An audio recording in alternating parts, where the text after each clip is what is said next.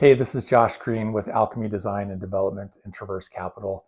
This is the second episode of our series documenting our new townhome rental development community in Ogden, Utah. And I know that I said on the last video that this next one would be about land, how I found it, how we got it under contract, that whole process.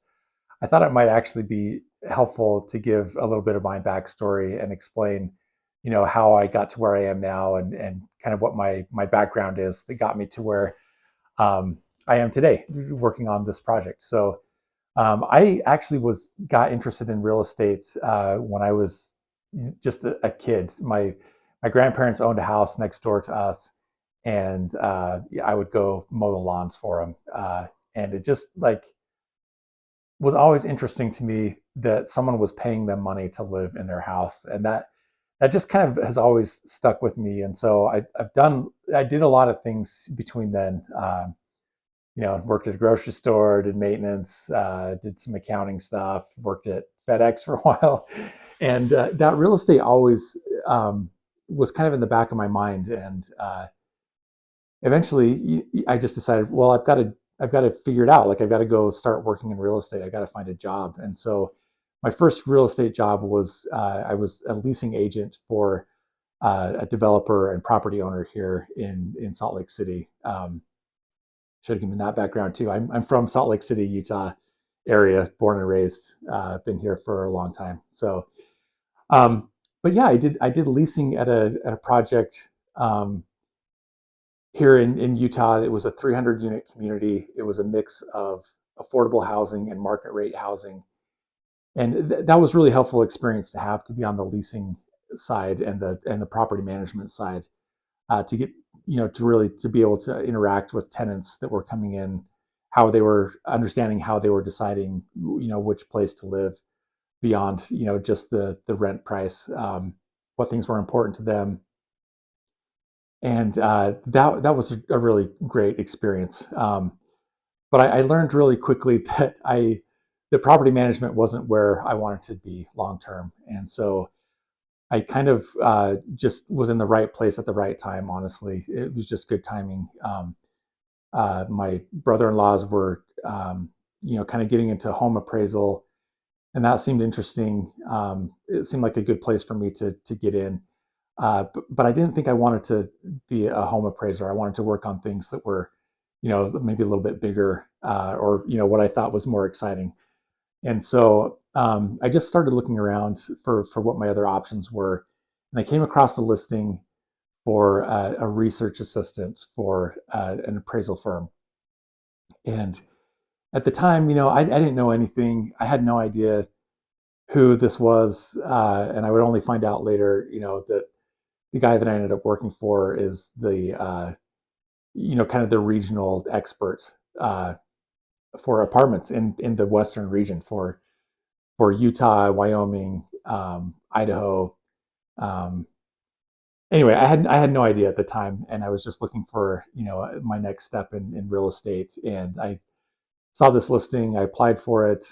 There was a whole thing where I applied, but then I saw it, and then I couldn't find the link again to apply. And anyway, I eventually applied, got the job, and I just started as a research assistant. So doing a lot of analysis of so the firm that I worked for was a multifamily uh, focused firm, and so all that they did was multifamily appraisal and consulting.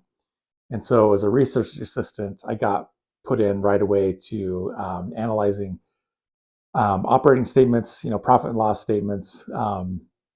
I was doing all the kind of on the ground research, going to different properties, talking to property managers, updating information about the properties and their current rents and occupancy and concessions and all those things. And it was a great background.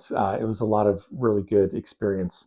I eventually, my boss at the time had no desire to take on appraisal trainees, but he changed his tune a little while in, and I got my trainee license. And it's a whole process to become an appraiser, and not one that I would maybe recommend. There's other ways to get into real estate. It was a great experience for what I'm doing now, and a great background, and I learned a lot of really good skills through that job and through the appraisal background.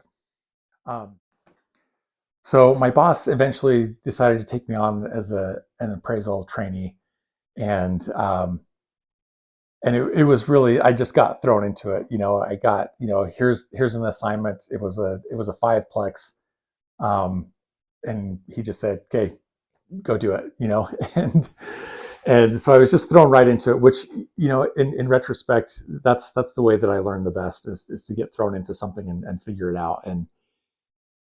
And anyway, that turned into a long career of appraisal and consulting work. I was there for about 11 years by the end of it, and got to work on a lot of really interesting projects. And everyone was a little bit different, had a little bit different challenges, and so that the valuation background was super helpful for where I ended up. And um, I kind of got a little burnt out on the appraisal side.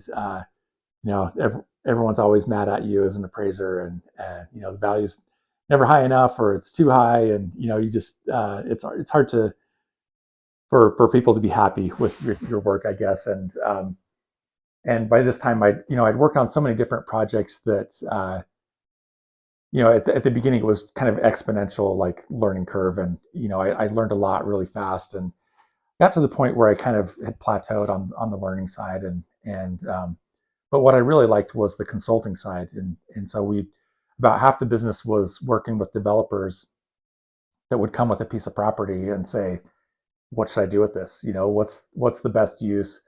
Um, yeah, like, what should I build here? And that was really fun. It kind of scratched the creative itch that I have. I'm an analytical person, but I also like to create and come up with new things. And so that part of the business was really fulfilling for me, helping developers figure out the highest and best use, right, is an appraisal term, the highest and best use of their property. What was the best type um, of apartment product to build, right? Was it a high rise? Was it a 5/1? Was it garden style? Was it townhomes? And then really dial into the data and the demographics and help them figure out,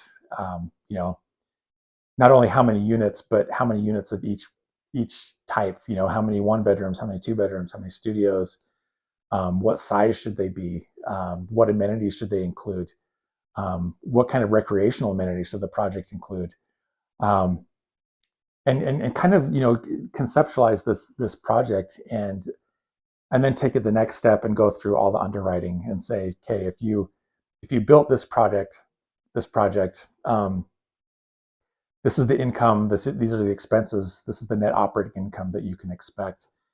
And and we did all the market analysis, the demographics, supply and demand analysis to back it up. And that part was really fun and really fulfilling. And after um, seeing a few of these projects that I worked on get built, and then as an appraiser, like doing the appraisal on the sale and seeing how much money some of these developers had made, I came to realize really quickly that I was on the wrong side of those transactions. That the small fee that I was getting paid for my knowledge and expertise was minuscule compared to the guys that were actually going and doing it, actually building the project. And so I started looking for opportunities. The University of Utah, I did my undergraduate there. They have a Master's of Real Estate Development program. I started looking into that, enrolled, got in, and that was just an incredible experience. Just there are so many parts of real estate that I didn't know what I didn't know, right? And there were so many things that I learned there through the courses, through the instructors, through my classmates. And it was an awesome experience, and I really loved the program. I still keep in contact with a lot of people that I met there, and it was just amazing. I loved it. There were all the pieces. I knew one piece of the process really well, which was kind of the underwriting and valuation. market analysis side, but I didn't know how to, go build a project. I didn't know how to get one entitled. I didn't know how to, structure the debt and the equity and the returns for investors. And so that was all really great experience and learning. My last semester there as a student, I got asked to help teach the real estate market analysis course. And it was kind of a weird spot to be in where, on Wednesday nights, I'm a student with, my classmates in another class. And on Thursday night, I'm, a co-instructor with the same classmates. And it was fun. It was a little weird situation to be in, but I've been co-teaching that class ever since then.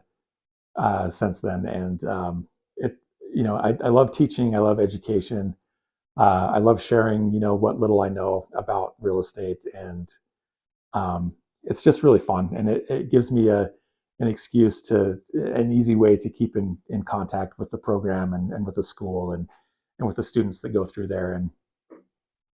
And so when I graduated the MRED program at the U, one of my classmates kind of recruited me to go work for the company that he was working for, which was a small, not small, I guess, kind of a startup in a way, residential development company. And this company had had a lot of home building experience, but they had some apartment sites under contract, downtown Salt Lake City, that they were looking for some help with. And I went in to this meeting ready to talk about those projects, and I'd done some work and had some things prepared that I could show them, and it kind of turned into a job interview, and I had an offer a couple months later, I think, to go work for them.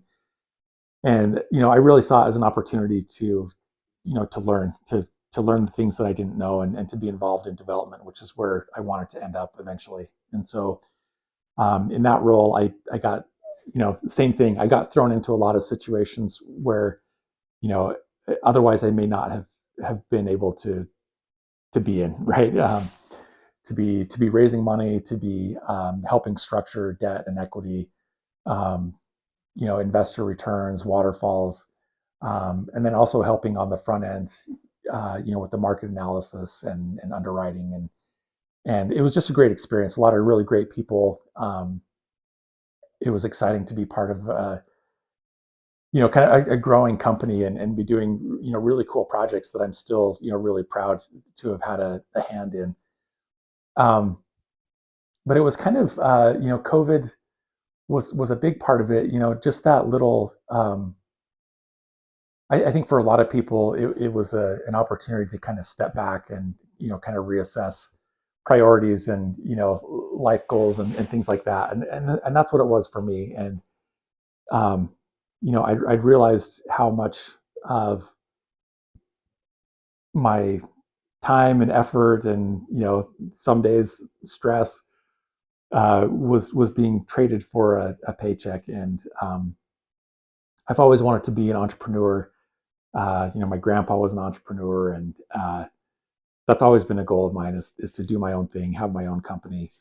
And COVID, just having that step back and kind of like reassessing my priorities in life, was the thing that made me decide that it's kind of now or never. And I had tried to do it several times in the past, without any success, and it just felt like it was the right time to do it. I'd learned so much more from the time that I tried to go out on my own before, or have a side hustle before.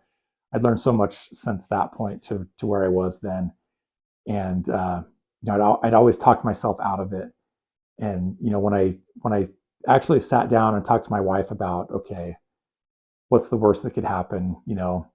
Well, I could go get another job. Like, we could rent out our basement, and you know what I mean? When I actually sat down and thought about, what I thought were the risks and the scary things about it, it actually wasn't that scary. I could see that, there's a path, there's a way for me to still provide for my family and cover our expenses. And so at that point, it became a lot less risky and a lot less scary. And so I quit my job, and went out and started doing consulting work and doing little projects here and there, and had some amazing partners at that time that they left the same company that I had left, and we kind of joined forces. We were good friends while we were there and had complementary skills, and so we started doing deals together, and it was a lot of fun. And so that's kind of what got me to where I am today, which is, we have this new project under contract, and it's one that I've been chasing for a long time. I've been really excited about. And so, I thought it might be helpful to give that kind of background about myself and how I got to where I am today, and how, I'm in a spot where I'm doing these developments to begin with. And hopefully that's some good background for the videos that will follow. So the next one, I promise, will be about the land, how I found it, kind of the old school way I went about getting a hold of the owners, and giving the backstory of actually the project itself and how that came to be.